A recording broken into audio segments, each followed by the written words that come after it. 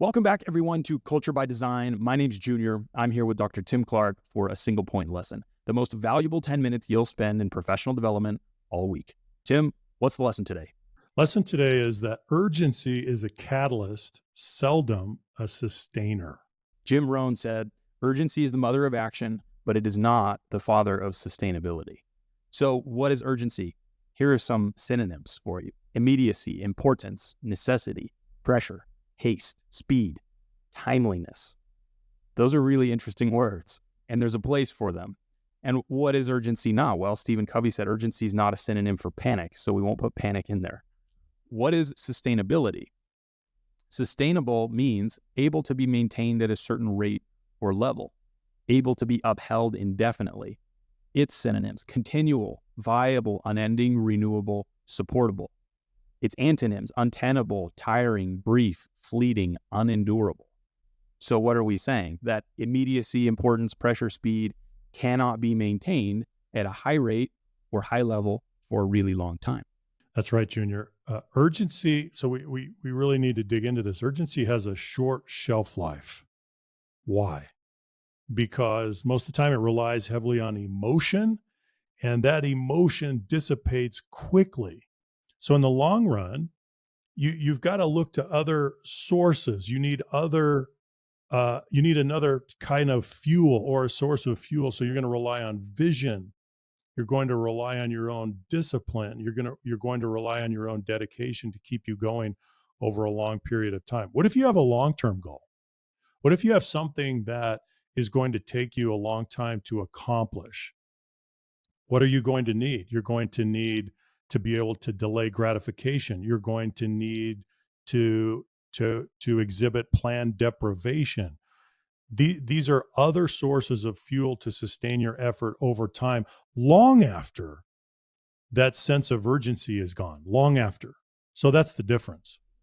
Well, there's a paradox here. Urgency is good, we want to increase it, but urgency is dangerous, we want to decrease it. And it's hard to know exactly what the balance should be. So if we rely consistently on urgency, what do we get? What are the outcomes? Stress is one. Poor decision-making is another. We don't have enough time to get good information. We don't have enough time for analysis. Decreased creativity. We don't have time to let things marinate. We don't have time to explore. So as you said, there has to be a fuel that doesn't burn as hot and as fast as urgency does. So what is that? It's mission. It's discipline. It's long-term goals. It's long-termism. We can use urgency to get going, but then we need to shift to a fuel that burns a little bit slower. So Tim, tell me a little bit about mission and discipline and that longer lasting, more sustainable fuel. Mission relates to why you're doing what you're doing. Why, for example, in an organizational setting, why does your institution exist? Why are you setting out to accomplish a certain goal? Right. So it gives you that larger sense of why you're in it. What are you trying to accomplish? Why are you going after this? And that becomes more of a sustainable source of motivation over time. And that's what you need, because for any large goal, any large aim, it's going to be a long, hard slog.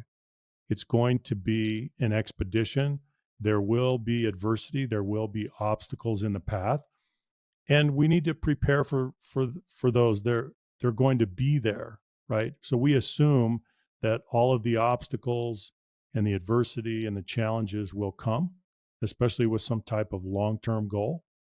So we need to plan for that. I think looking at it as a balance is a really appropriate thing to do. And I want to make it clear that we're not saying that urgency is bad. Urgency is good, and we should operate a lot of time with a lot of urgency. But if that's all we have, then we're going to come up short almost every time. And so, speaking of mission, do you know what your mission is? Personally, professionally, institutionally?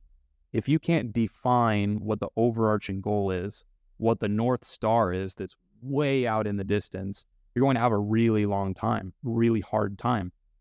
And if you think about that at a personal level, you should be able to answer that question. Why are you here and what are you here for? Well, if that's not pulling you forward, if that's not pulling you north, it's going to be difficult. Hey, what's the purpose of your career? I don't know. What's the purpose of the organization? Why are you doing what you do? I'm not sure. Those won't be satisfactory answers if you're looking to create something that's truly high performing, if you're trying to be a high performer yourself. So define your mission and do that across every aspect of your life: personal, professional, social, intellectual. Do that institutionally and make sure that people are aligned around that. It's an important thing to do. Yeah, I just want to make one other distinction, and that is there are two kinds of motivation: motivation towards something and motivation away from something. The motivation towards something is attraction, and that's what mission is. That's what vision is. Motivation away from something is repulsion, and that is usually associated with pain or discomfort. Over time, for most people, the motivation towards something, that attraction, is a superior force, and it's a more sustainable force. So we need to think about that, and we all need to analyze our motivation. Am I being drawn to something? Am I being repulsed away by something? What is the source of what is the source of my motivation, and how sustainable is it? I really love that point. And I do agree that in sustainability, the toward is going to far surpass, but you will run pretty fast if there's a bear chasing you. So that can be pretty high That's utility true. too. So here's the next point.